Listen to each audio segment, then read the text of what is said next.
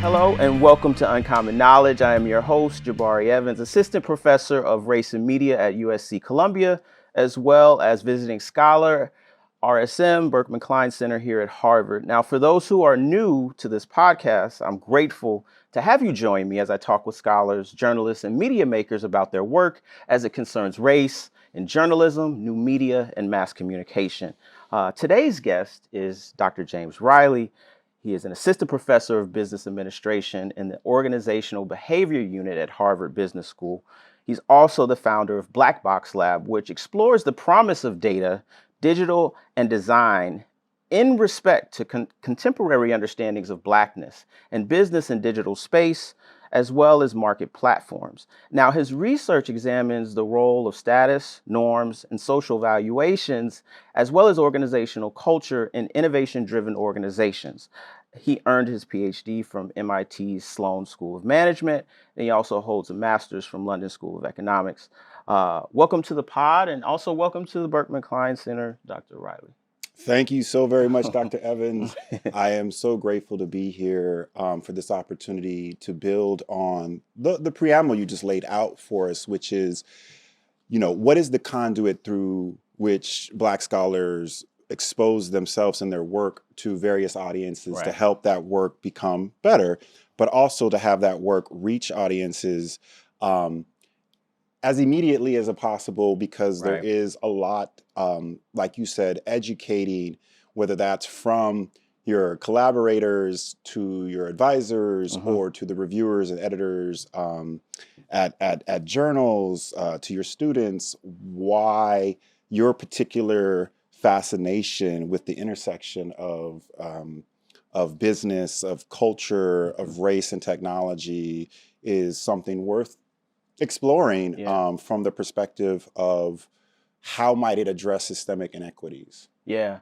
I think the interesting thing, though, is just even in terms of how we circulate our work, it takes forever to get us to a place to talk about innovation. And so by the time that we're talking about the thing that's innovative, things have moved forward. And so I think these types of conversations allow us to sort of in real time sort of express what's going on in our work, what's going on in our thoughts, and kind of even try to come to solutions as best as we can. The interesting thing about this podcast is I thought I was going to get to Cambridge and be scrambling like a madman trying to find guests. And I think the dope thing that has happened is people have continually tried to connect me to people. And now I've had to try to schedule folks. So I just also want to thank David Homa and as well as Katie Sullivan for connecting us during my visit in the fall. And, they were the ones that kind of said, hey, there's synergy here. You guys might want to be, put in the room. And I think 3 hours later, here we are. So I want to thank them. But before we get to your research and even talking about Blackbox, I kind of want to talk about your background in graffiti art, which is something that's, always going to touch me in a certain way because I'm a hip hop head and an artist myself. But even in my own work, I've kind of argued that there's this mindset of those who come from hip hop in which they can take a skill set or an ethos of how they approach the world and do things even if they aren't hip hop related or music related. And so, I was wondering, how has hip hop shaped your journey in academia? So I really appreciate that I'm having this conversation with you because you're probably the first person to ever ask me that question. And I never thought that I'd be sitting on the campus of Harvard Law School or be at Harvard Business School talking about how hip hop has influenced my trajectory and journey in and through academia. But similar to how we discussed that there are sometimes unique challenges to getting our work out because it takes some preamble and education as to why it's pertinent or valid. It struck me when recently I was asked to talk about my research into the contemporary art market, and they were like, will you lead with your story about why you wanted to study art? And I remember just being like reflexively kind of salty about that because I felt like, plenty of people study plenty of things without having to explain what personally drew them to it. Like, you're not like, oh, I always wanted to be a tech mogul, so that's why I study innovation and technology, or I always wanted to, like, whatever the most way out kind of phenomenon you can imagine. Like, rarely do you have to explain how it connects to you personally. Yeah. Or what is the legitimate reason for you to be studying something that normally, I guess, people that look or sound like you don't. Right. But having done that and realized, like you said, on this campus, just how efficient connections can be made and how people are looking to actually make those connections, I've had all these amazing opportunities come out of telling my story in a way that I felt was very genuine, actually embracing that story as opposed to kind of fetishizing it, making it something more central. And now I'm having all these opportunities to speak to it, and it's totally changed my orientation towards why I need to bring up who I am and what I've done before and how that influences what I'm doing now. Yeah. But in any case, like you said, even this, right, this format, I think, is a part of that. We've talked about the oral tradition. We've talked about freestyle ciphers and how so much was expressed, shared, and learned, spontaneously in those moments without there ever being a record of it having unfolded. So I appreciate you creating this record, and I appreciate you extending that ethos to this setting because it now allows us to take that DIY. When we were like coming up, hip hop was a thing, but it still wasn't as legitimate or taken as seriously as it's seen as a genre, not like a global phenomenon in movement and culture. It was seen as just another genre that made music that was popular. But now people do understand that it's a culture, that you have 4 pillars, so that you have lyricism and poetry, but you also have, and which makes up some of the music. But we also have our own bards. We also have our choreographers and our dancers and specific dance that now influences all kinds of dance. And then its own fine art form, which was graffiti. And so you had these pillars that I think set you up to basically apply what you learned in any one of those disciplines within hip hop to what you now are faced with, which for me is, how do I toil in obscurity over a theory that no one else thinks is valid or interesting long enough to where people come around to see the value in it? Wow. An interesting thing, right, is I think as much as I talk to folks about like hip hop or Black culture, and there's always like a focus on creativity. There's always a focus on like improvisation. There's always a focus on oral culture. But like, if we really think deeper about it, technology has always been embedded within both Black culture, Black popular culture, as well as hip hop more specifically. There's very direct correlations when I'm looking at the turntable and seeing like, okay, we manipulate this to do this other thing, or in graffiti, certain types of methods for creating digital art have spawned out of hip hop. I think even in the ways in which we use social media, my argument has always been that there are practices that sprung very specifically from DIY artists in the mixtape era in terms of how we promote ourselves, how we self-brand ourselves. And even going back to art, I'm from Chicago, so I'm thinking like Hebrew Brantley, I'm thinking Theaster Gates, I'm thinking Margaret Burroughs, and people who have extended their work well beyond just studios and things on walls to like, build communities, build smart cities, that's hip hop in its mindset as well.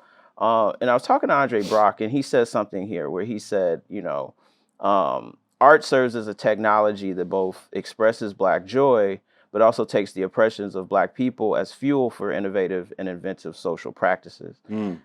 Now, the question that I would like to bring to you is something that I'm starting to argue, which is that digital platforms or social media, very specifically, are starting to do the inverse at this point, meaning that digital tools and technology allow Black folks to express joy and reimagine their lived experiences online, but that those experiences placed online have fueled new forms of Black creativity. Mm, What do mm. you think about that idea? I love that, and I did think about it a bit on the way over here. Like, where is the emphasis placed on Black intellect and creativity? For example, as hip hop emerges and as a genre kind of keeps evolving, a lot of the attention is played on the innovation of the sounds themselves, or the dress or whatever, and a lot of times on the negative aspects Right. of the culture, right? So Right. like what's happening on the within the lyrics, right? And how do we police and surveil that, or at the events where where the concerts are, or apparently the culture from which it emerged being problematic, as opposed to what you just suggested, which is that Dre actually was a technological innovator to the extent that he used the studio, and that going even further before that, using two turntables, a mixer, and the illegitimate or erroneous use of a record needle was actually a technological innovation and a process innovation. But that's not how it was understood at the time. The fact that a lot of these kids, these Black and brown kids in the Bronx, were stealing electricity from light poles and having to learn how to do that was innovative. The fact that you were creating flyers from hand and using screen prints that you created was innovative. But that's not the dialogue. That's not the conversation. It's usually focused on the youth kind of rebelliousness than on the ingeniousness. And another analogy I like to use is there was a study of why Blacks were more athletic or better at basketball that studied the anatomy and the length of muscle. It doesn't matter. Right. The point is, why even do that? Why need to do that? Why ask that question that way, as opposed to how many hours does it take to get this little ball through this little hoop? Why focus on the body and not the technique? Yeah. Why focus on, right, the appearance that can be stigmatized, that can be policed and surveilled, as opposed to the thought, the mind, and the intellect of what's behind that behavior or that product? That's always been interesting to me. And I like that you're asking it now. Whereas I do see these digital spaces, such as platforms, as yet another medium through which that same DEI culture, that same quote unquote erroneous use of the technology itself, will breed and will be seen as innovation so long as you and I write about it. But simultaneously, I do think it creates both great opportunities to express and experience Black joy, and yet it also brings an onslaught of Black pain to a wider audience of people, so that it's no longer private or shared within the community, but something that is, again, very much looked at. So how do we contextualize that pain for folks, right?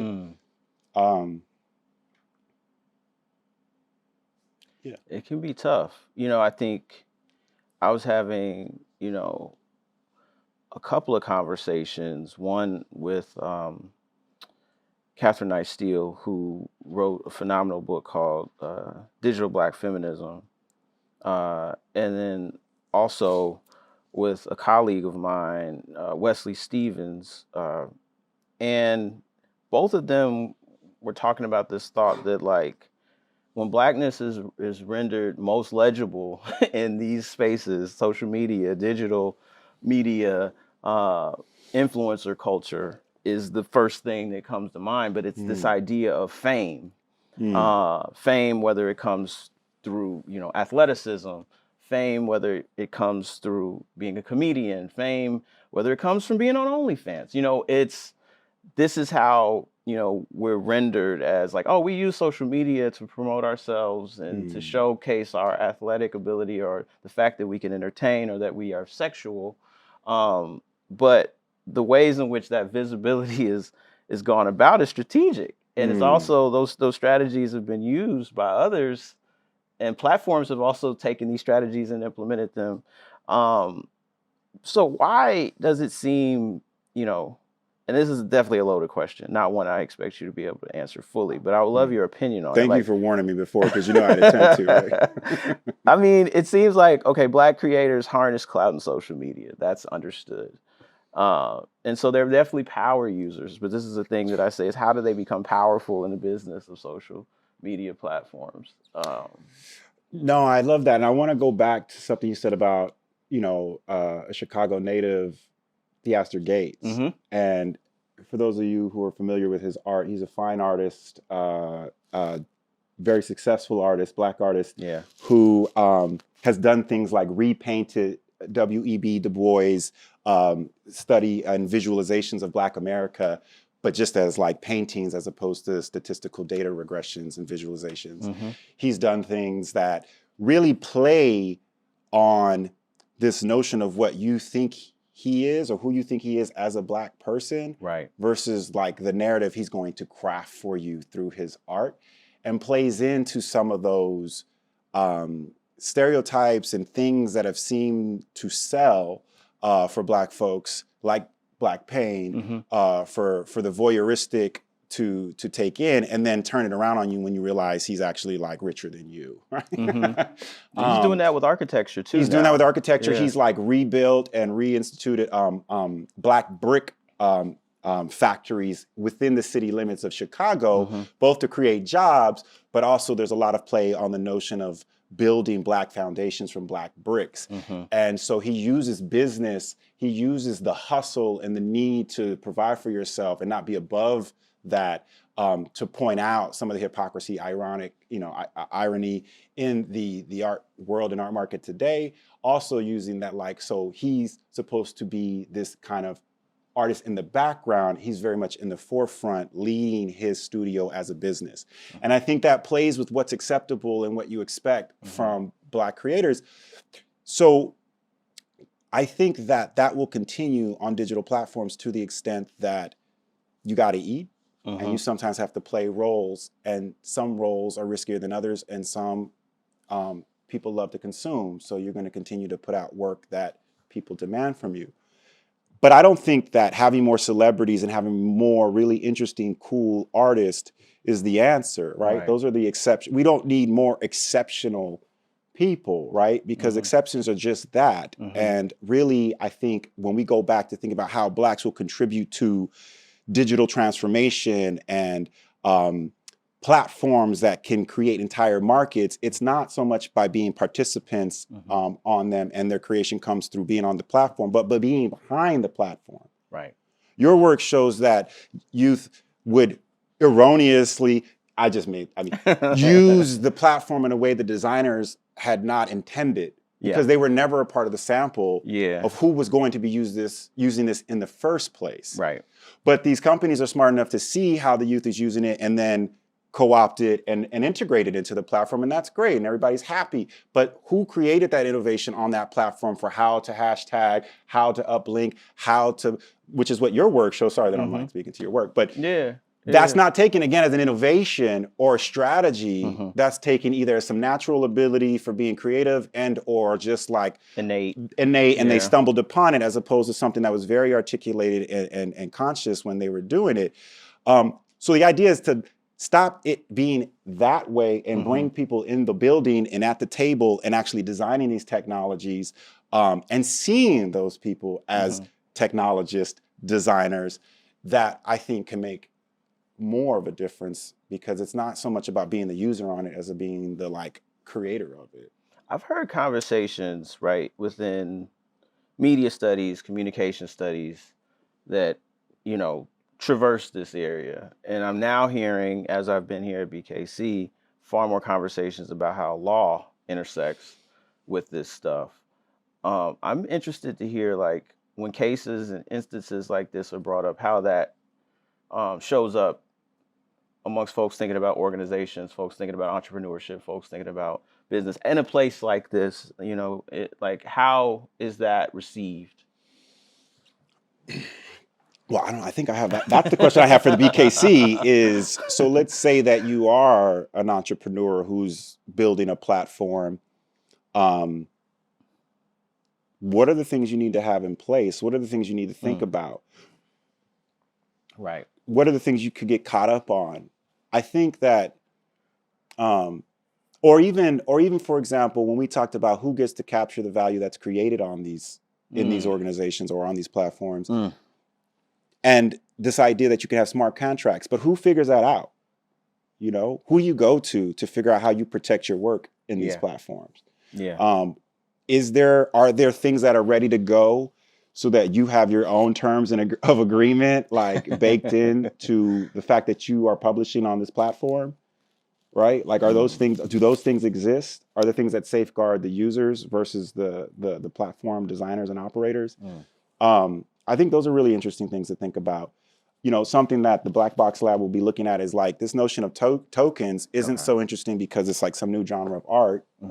Anything is art that we make it. It's what we make it. But I think the notion of a token allowing the creator to track or trace where their product is and who's using it and how often so that they can maybe bill royalties would be great for some industries, for some producers and creators. But how do you create that framework? How do you create a structure where people do that? And it's not only for those who, because maybe it sounded really naive, like, well, how do you set up a platform organization? Because that assumes that you already have some resources, know-how, the ability to hire resources and things like that, to where if you don't know the answer, you can source it. Right. But that's not going to necessarily be the case for a 16-year-old who's deciding to create a new genre of music. They can't afford a lawyer. They don't know. They don't have the wherewithal to ask about that. So who's the entrepreneur that creates the ability for it to be like a very easy way to create tokens for like users on platforms? That's to where I see this like need for legal intervention in these organizations, these platform organizations, on behalf of users and creators. It's funny you mentioned that. Like at a certain point, I was doing some work with Dub Smash, which is an app that was kind of like rivaling TikTok. And I think they saw an interesting pathway. I mean, they've since been acquired, so I don't think it's going to get carried out in the way that we originally thought about it. But they were thinking, you know, very quickly about how to pivot their entire business to be about advocating for Black content creators when they saw that like dance economies were pretty much ruling the platform.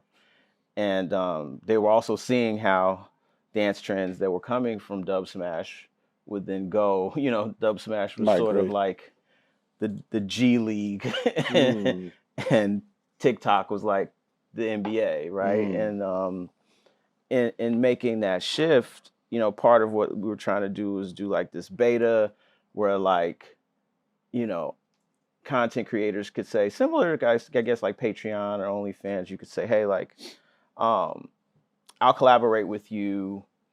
I'll advertise your business. I'll send, you know, attention your way for this value. Instead of it being kind of these off-label, off-market, you know, I text you, I DM you, this is my rate for promo. What if that's built into the platform? And that was one of the things that we were thinking about, and they had identified maybe like 25 influencers. And I think things like that, where we're going to these youth, these young people, and saying, hey, you are professionals, you are adding value, you do have discernible talent. I think that's sort of the start. And I think sometimes there's a negative association with Black bodies, in particular the performance of Black bodies, dancing and things like that, to where we don't have an understanding that there's this other side of it when the camera turns off. And I guess this is a great time to talk about Blackbox. Do you believe that there's a negative relationship between Black identity and technological innovation? Is that sort of like what Blackbox is sort of trying to enter into? Yeah, so I think that I find it interesting that a dance can be created on like a Dub Smash, migrate to a TikTok, be emulated, and then blow up. Because like I don't know what the mechanism for that is. And by that I mean, let's say a young Black kid does a dance, and then a young white kid does a dance, and like the white kid dance blows up. Right. Like, I don't know what the mechanism is exactly. Like, is it that while that wanting to look right at Mm-hmm. and maybe just, you know, maybe just being in a black body implies pain. Mm-hmm. And so it's both voyeuristic and kind of guilt-riddering to like want to just look, not actually engage, not actually befriend, not actually employ, emulate, look and emulate in your own confines, where it's safe.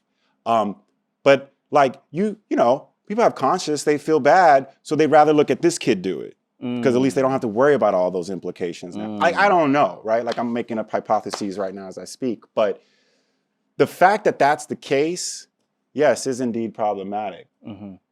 The fact that the same quality of work gets this moderated evaluation is problematic. I am doing work at the Blackbox lab that's hoping to uncover and think through the logics and these dynamics around the valuation of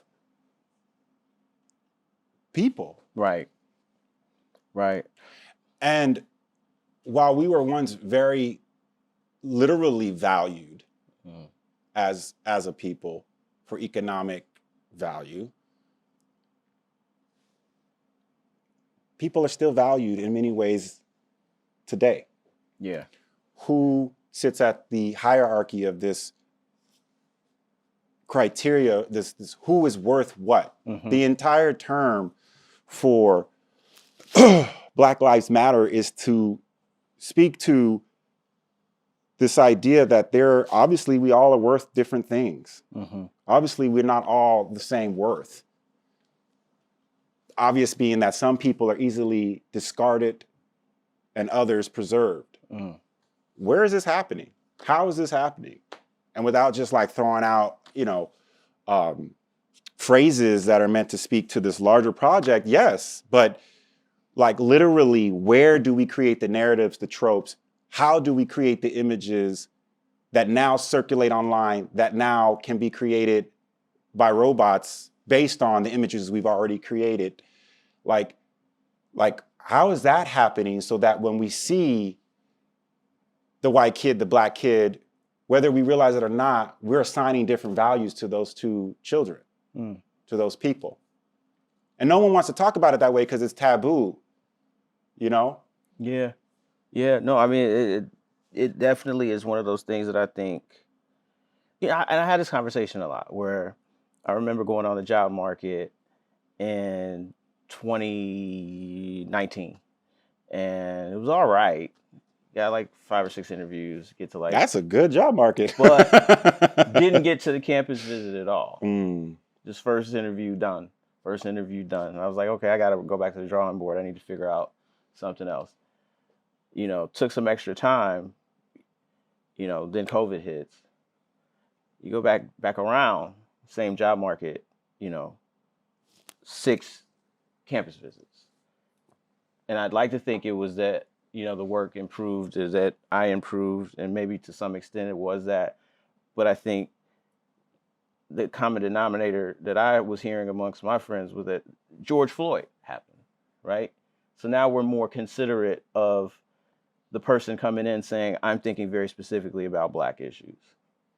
And I think there's a thing where it's like, all right, well, am I going to take this and run with it? Or am I just using it, you know, is it for me to run with and just run with to tenure? Or is it for us to kind of take these resources that are being provided at this period in time and make sure that there's something sustainable when all of the feelings about now another, you know, young Black person is murdered.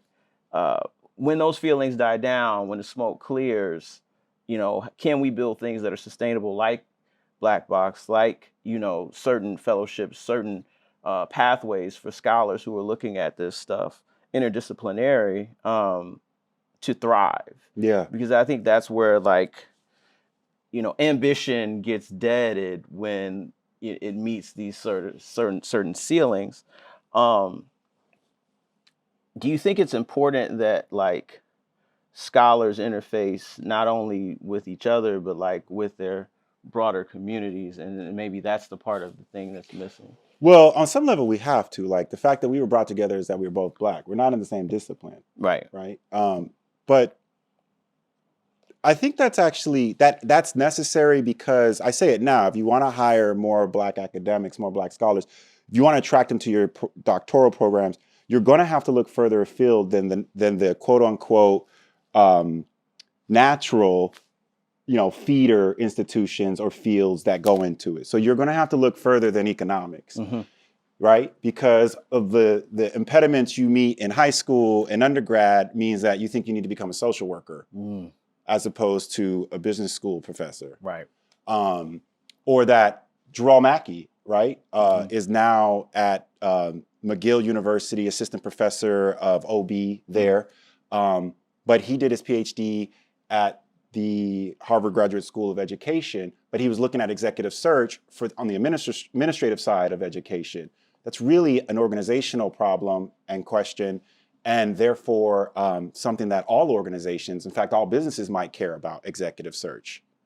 There's no reason why you have to stay in education to ask that question. It's a broader question, but also maybe you weren't aware that you could do organizational studies. You could be a business professor and address the issues that are very important to you, but also be able to sustain yourself and a family at the same time. Right. So I think that we have to look across disciplines to tap into people who have expertise in phenomenon that whatever your method may be, you need these different insights. In fact, there's a really great paper on Sci Archive right now. I had never heard of the dude before, but Sky Stephen Othello Roberts is a psychologist at Stanford. So I said it like that. He's like faculty at Stanford.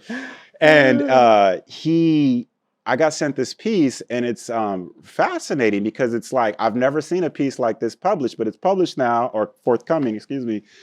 And it's him taking his critics to task because there was a discussion forum that the editor decided to publish in the journal.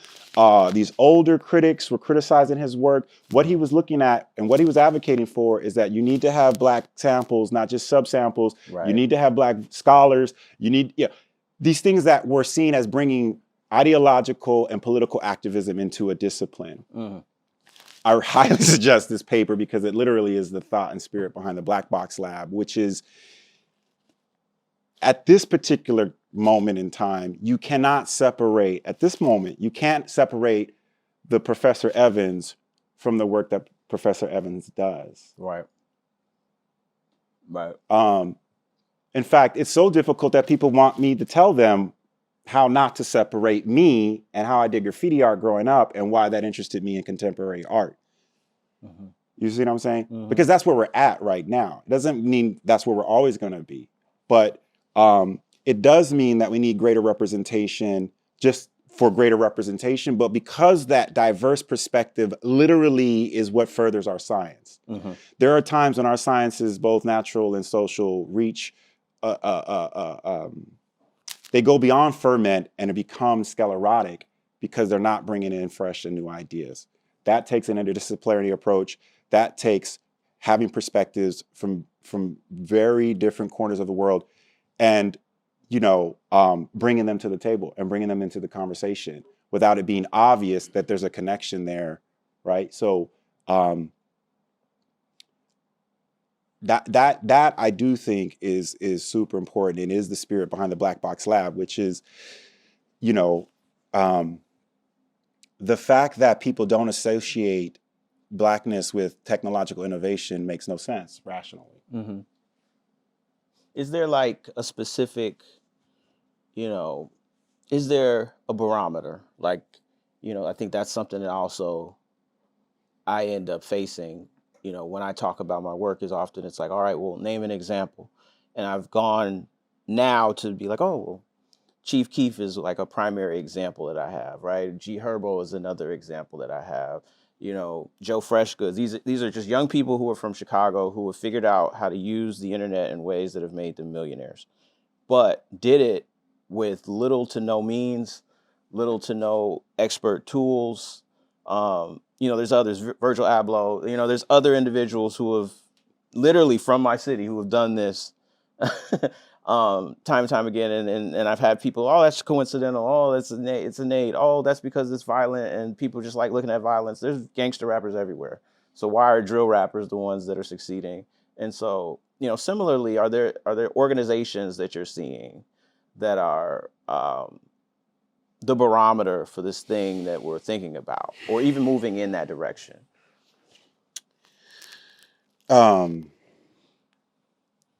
You gave me some time to think about this. Yeah, I did.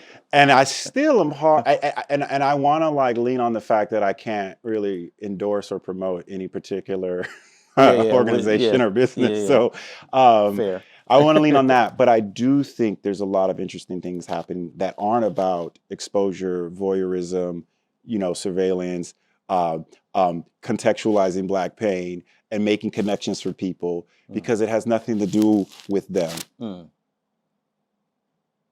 They get to watch and look and buy if they want, but it really has to do with the producers in that community.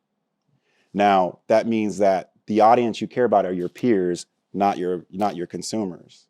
Right. Right? The standards by which you live by are not what they want and could use and we're willing to pay for, but what we find to be valuable and interesting. And that has intrinsic value regardless of the reception on that end, right? So that the whole idea that what we care about is valid and is worth studying is making itself evident, and we're playing catch up. That's what you were saying earlier. But we need to rest assured that so long as you just have a few other people who care, that can make a literature, right? That can begin to broaden and diversify a field.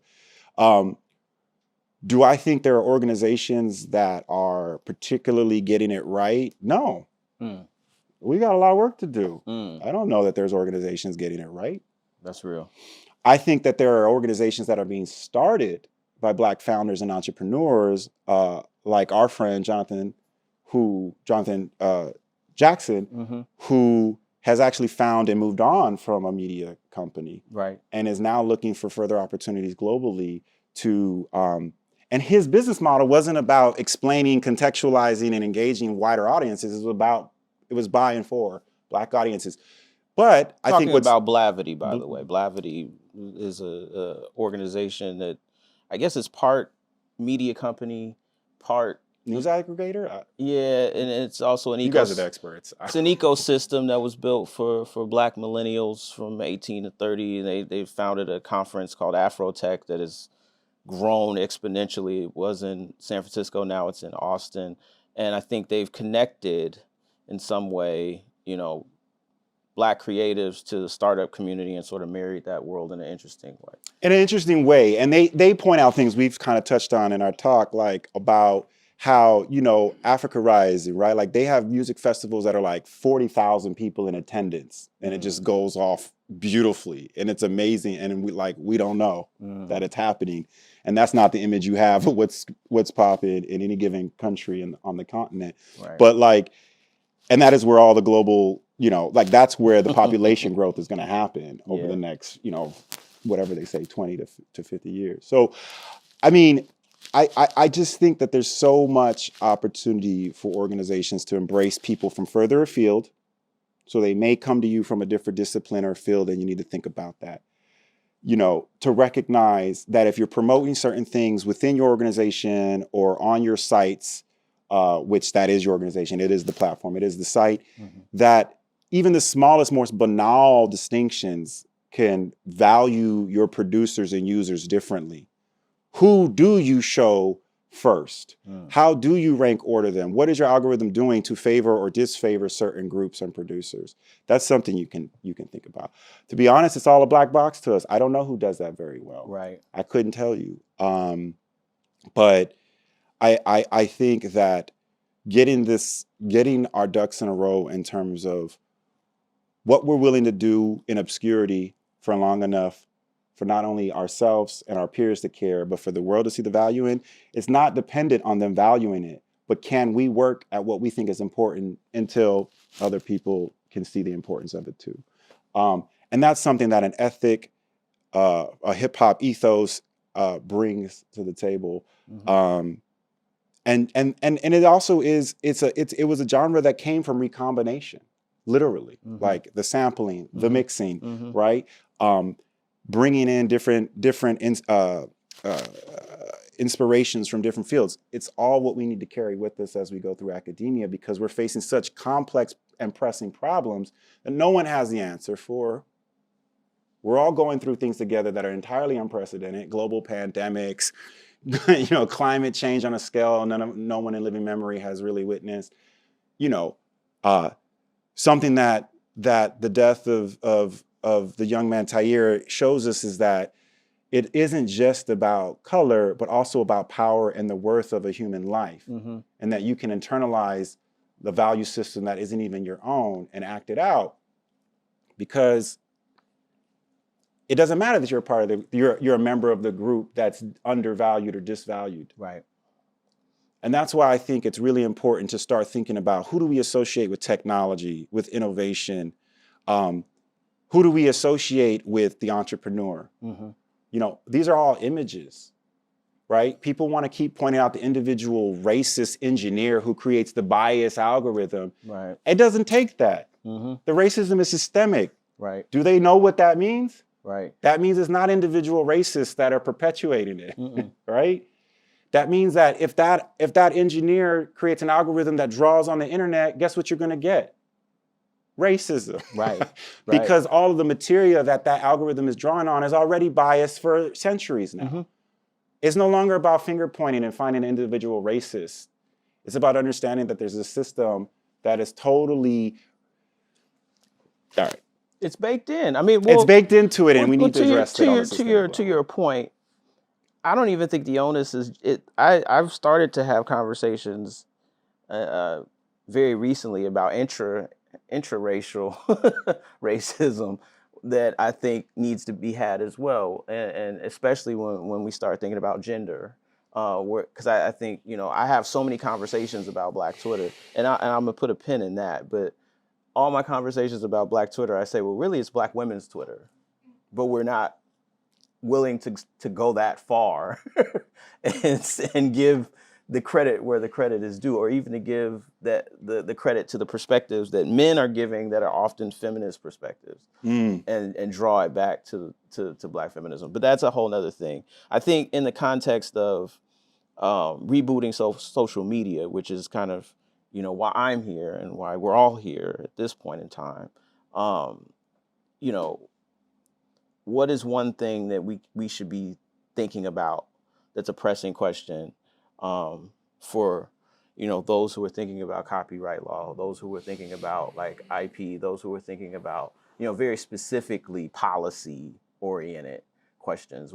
If there was just one note, and then after that we'll get to Q&A from the audience, but if there's like one kind of, I don't know, soliloquy you could give to us, I would love to hear it. Yeah, and honestly, I want to put it to the audience, as well, because I Yeah. do think there are people with expertise in this room, or people that are thinking about this stuff on a level that even, I mean, I'm naive too. So, like, for example, right, I was at a talk with Jess Blaze, the music producer, right, Mhm. for like every song you love, Yeah. possibly. But the interesting thing he said, he was like, I was in, and it was on the business, right? Yeah. And like sitting next to him was the person who owns the masters for De La Soul, and is literally in like a legal battle over, you give me the merchandising rights, I'll give you back your catalog. Yeah.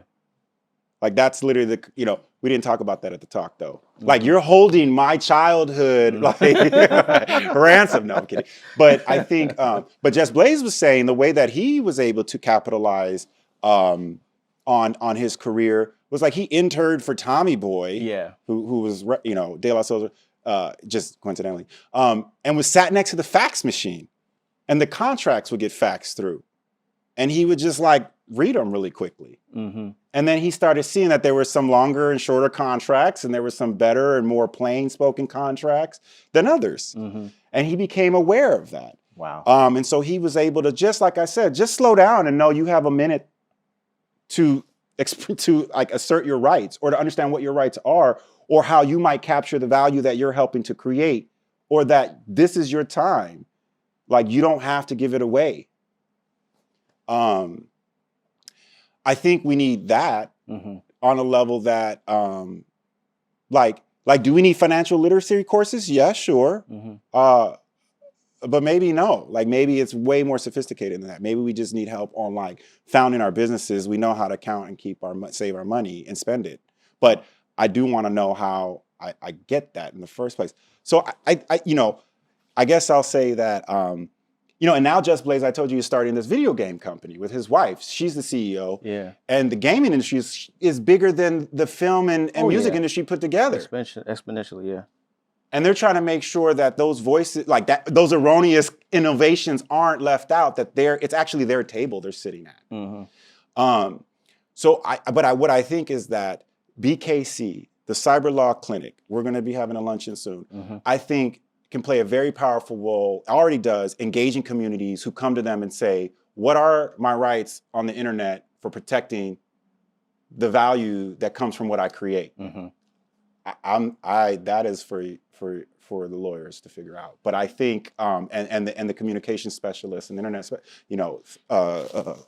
theorists to figure out. I just think that we need to be very aware that a lot could change if literally just the fruit of my labor was captured and given back to me as opposed to extracted. Yeah. Yep. Wow. Yeah. No, I appreciate you, man. This has been great. This has been a great conversation. I think for the sake of the podcast, I thank you. On the sake of BKC, I thank you for joining us.